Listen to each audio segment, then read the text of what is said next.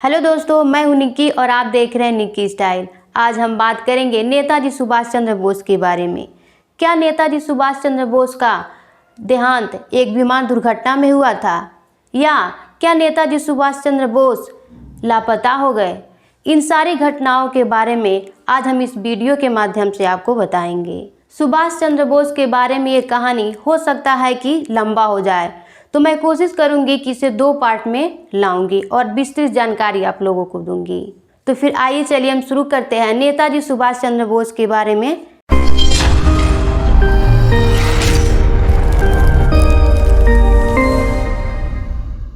नेताजी सुभाष चंद्र बोस का जन्म 23 जनवरी सन 1897 को ओडिशा के कटक शहर में हिंदू कायस्थ परिवार में हुआ था। उनके पिता का नाम जानकी नाथ बोस और मां का नाम प्रभावती था। जानकी नाथ बोस कटक शहर के मशहूर वकील थे। पहले वे सरकारी वकील थे, मगर बाद में उन्होंने निजी प्रैक्टिस शुरू कर दी। उन्होंने कटक की महापालिका में लंबे समय तक काम किया था और वे बंगाल विधानसभा के सदस्य भी रहे थे। अंग्रेज सरकार ने उन्हें राय बहादुर का खिताब भी दिया था। प्रभावती और जानकी नाथ बोस की कुल मिलाकर 14 संतानें थी, जिसमें 6 बेटियां और 8 बेटे थे। सुभाष उनकी 9वीं संतान थे। कटक के प्रोटेस्टेंट स्कूल से प्राइमरी शिक्षा पूर्ण कर 1909 में उन्होंने रेवेन्सा कॉलेजिएट स्कूल में दाखिला लिया। कॉलेज के प्रिंसिपल बेनिमदाव दास के व्यक्तित्व का सुभाष के मन पर अच्छा प्रभाव पड़ा। मात्र 15 वर्ष की आयु में सुभाष ने विवेकानंद साहित्य का पूर्ण अध्ययन कर लिया था। 1950 में उन्होंने इंटरमीडिएट की परीक्षा बीमार होने के बावजूद द्वितीय श्रेणी में उत्तीर्ण की। 1916 में जब वे दर्शन शास्त्र में बीए के छात्र थे, किसी बात पर प्रेसिडेंसी कॉलेज के अध्यापकों और छात्रों के बीच झगड़ा हो गया। सुभाष ने छात्रों का नेतृत्व संभाला, जिसके कारण उन्हें प्रेसिडेंसी कॉलेज से 1 साल के लिए निकाल दिया गया और परीक्षा देने पर प्रतिबंध भी लगा दिया। 49वीं बंगाल रेजिमेंट में भर्ती के लिए उन्होंने परीक्षा दी, किंतु आंखें खराब होने के कारण उन्हें सेना के लिए अयोग्य घोषित कर दिया गया। किसी प्रकार स्कॉटिश चर्च कॉलेज में उन्होंने प्रवेश तो ले लिया, किंतु मन सेना में ही जाने को कह रहा था। खाली समय का उपयोग करने के लिए उन्होंने टेरिटोरियल आर्मी की परीक्षा दी और फोर्ट विलियम सेनालय में रंगरूट के रूप में प्रवेश पा गए। फिर ख्याल आया कि कहीं इंटरमीडिएट की तरह बीए में भी कम नंबर न आ जाए। सुभाष ने खूब मन लगाकर पढ़ाई की और 1919 में बीए की परीक्षा प्रथम श्रेणी में उत्तीर्ण की, जो कलकत्ता विश्वविद्यालय में उनका दूसरा स्थान था। पिता की इच्छा थी कि सुभाष आईसीएस बने, किंतु उनकी आयु को देखते हुए केवल एक ही बार में यह परीक्षा पास करनी थी। उन्होंने पिता से 24 घंटे का समय यह सोचने के लिए मांगा ताकि वे परीक्षा देने या ना देने पर कोई अंतिम निर्णय ले सके। सारी रात इसी असमंजस में वह जागते रहे कि क्या किया जाए। आखिर उन्होंने परीक्षा देने का फैसला किया और 15 सितंबर 1919 को इंग्लैंड चले गए। परीक्षा की तैयारी के लिए लंदन के किसी स्कूल में दाखिला न मिलने पर सुभाष ने किसी तरह किड्स विलियम हॉल में मानसिक एवं नैतिक विज्ञापन की ट्राइपास की परीक्षा का अध्ययन करने हेतु उन्हें प्रवेश मिल गया। इससे उनके रहने व खाने की समस्या हल हो गई। हॉल में एडमिशन लेना तो बहाना था, असली मकसद तो आईसीएस में पास होकर दिखाना था। सो उन्होंने 1920 में वरीयता सूची में 4था स्थान प्राप्त करते हुए पास कर ली। इसके बाद सुभाष ने अपने बड़े भाई शरत चंद्र बोस को पत्र लिखकर उनकी राय जाननी चाहिए कि उनके दिलों और दिमाग में तो स्वामी विवेकानंद और महर्षि अरविंद घोष के आदर्शों ने कब्जा कर रखा है। ऐसे में आईसीएस बनकर वह अंग्रेजों की गुलामी कैसे कर पाएंगे। 22 अप्रैल 1921 को भारतीय सचिव ES मॉन्टेग्यू को आईसीएस से त्यागपत्र देने का पत्र लिखा। एक पत्र देश बंधु चित्तरंजन दास को लिखा, किंतु अपनी मां प्रभावती का यह पत्र मिलते ही कि पिता, परिवार के लोग या अन्य कोई भी कुछ भी कहे, अपने बेटे के इस फैसले पर गर्व है। सुभाष जून 1921 में मानसिक एवं नैतिक विज्ञापन में ट्राई पास की डिग्री के साथ स्वदेश वापस लौट आए।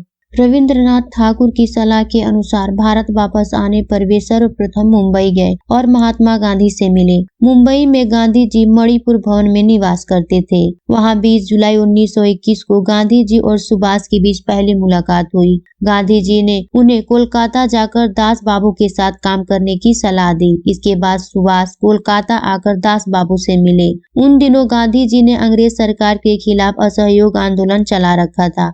दास बाबू इस आंदोलन का बंगाल में नेतृत्व कर रहे थे। उनके साथ सुभाष इस आंदोलन में सहभागी हो गए। 1922 में दास बाबू ने कांग्रेस के अंतर्गत स्वराज पार्टी की स्थापना की। विधानसभा के अंदर से अंग्रेज सरकार का विरोध करने के लिए कोलकाता महापालिका का चुनाव स्वराज पार्टी ने लड़कर जीता और दास बाबू कोलकाता के महापौर बन गए। उन्होंने सुभाष को महापालिका का प्रमुख कार्यकारी अधिकारी बनाया। सुभाष ने अपने कार्यकाल में कोलकाता महापालिका का पूरा ढांचा और काम करने का तरीका ही बदल डाला। कोलकाता में सभी रास्तों के अंग्रेजी नाम बदलकर उन्हें भारतीय नाम दिए गए। स्वतंत्रता संग्राम में प्राण न्यौछावर करने वाले लोगों के परिजनों को महापालिका में नौकरी मिलने लगी। बहुत जल्द ही सुभाष देश के एक महत्वपूर्ण युवा नेता बन गए। जवाहरलाल नेहरू के साथ सुभाष ने कांग्रेस के अंतर्गत युवकों की इंडिपेंडेंस लीग शुरू की। 1927 में जब साइमन कमीशन भारत आया तब कांग्रेस ने उसे काले झंडे दिखाए। कोलकाता में सुभाष ने इस आंदोलन का नेतृत्व किया। साइमन कमीशन को जवाब देने के लिए कांग्रेस ने भारत का भावी संविधान बनाने का काम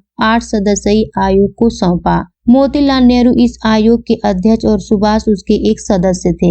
इस आयोग ने नेहरू रिपोर्ट पेश की। 1928 में कांग्रेस का वार्षिक अधिवेशन मोतीलाल नेहरू की अध्यक्षता में कोलकाता में हुआ। इस अधिवेशन में सुभाष ने खाकी गणवेश धारण करके मोतीलाल नेहरू को सैन्य तरीके से सलामी दी। गांधी जी उन दिनों पूर्ण स्वराज की मांग से सहमत नहीं थे। इस अधिवेशन में उन्होंने अंग्रेज सरकार से डोमिनियन स्टेटस मांगने की ठान ली थी, लेकिन सुभाष बाबू और जवाहरलाल नेहरू को पूर्ण स्वराज की मांग से पीछे हटना मंजूर नहीं था। अंत में यह तय किया गया कि अंग्रेज सरकार को डोमिनियन स्टेटस देने के लिए 1 साल का वक्त दिया जाए। अगर 1 साल में अंग्रेज सरकार ने यह मांग पूरी नहीं की तो कांग्रेस पूर्ण स्वराज की मांग करेगी, परंतु अंग्रेज सरकार ने यह मांग पूरी नहीं की। इसीलिए 1930 में जब कांग्रेस का वार्षिक अधिवेशन जवाहरलाल नेहरू की अध्यक्षता में लाहौर में हुआ तब ऐसा तय किया गया कि 26 जनवरी का दिन स्वतंत्रता दिवस के रूप में मनाया जाएगा।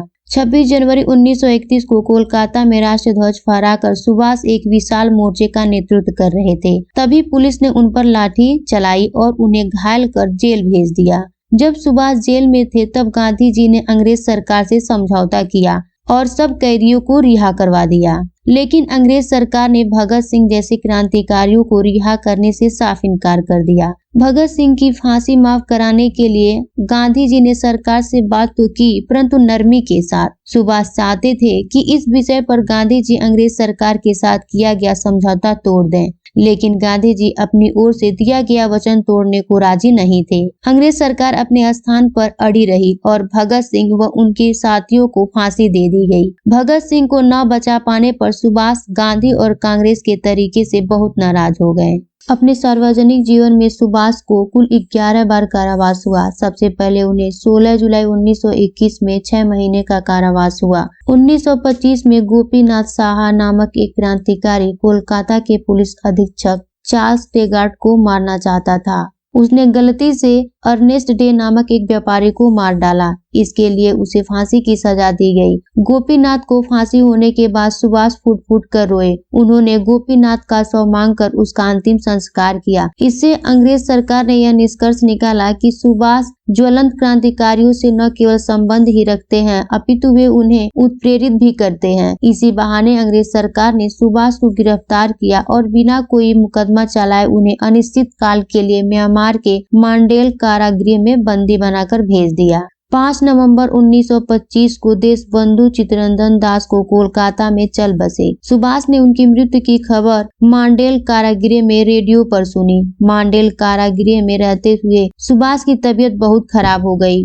उन्हें तपेदिक हो गया, परंतु अंग्रेज सरकार ने फिर भी उन्हें रिहा करने से इनकार कर दिया। सरकार ने उन्हें रिहा करने के लिए यह शर्त रखी कि वे इलाज के लिए यूरोप चले जाएं, लेकिन सरकार ने यह स्पष्ट नहीं किया कि इलाज के बाद वे भारत कब लौट सकते हैं। इसीलिए सुभाष ने यह शर्त स्वीकार नहीं की। आखिर में परिस्थिति इतनी कठिन हो गई कि जेल अधिकारियों को यह लगने लगा कि शायद वे कारावास में ही ना मर जाएं। अंग्रेज सरकार यह खतरा भी नहीं उठा सकती थी कि सुभाष की कारागृह में मृत्यु हो जाए, इसीलिए सरकार ने उन्हें रिहा कर दिया। उसके बाद सुभाष इलाज के लिए डलहौजी चले गए। 1930 में सुभाष कारावास में ही थे कि चुनाव में उन्हें कोलकाता का महापौर चुना गया। इसीलिए सरकार उन्हें रिहा करने पर मजबूर हो गई। 1932 में सुभाष को फिर से कारावास हुआ। इस बार उन्हें अल्मोड़ा जेल में रखा गया। अल्मोड़ा जेल में उनकी तबीयत फिर से खराब हो गई। चिकित्सकों की सलाह पर सुभाष इस बार इलाज के लिए यूरोप जाने को राजी हो गए।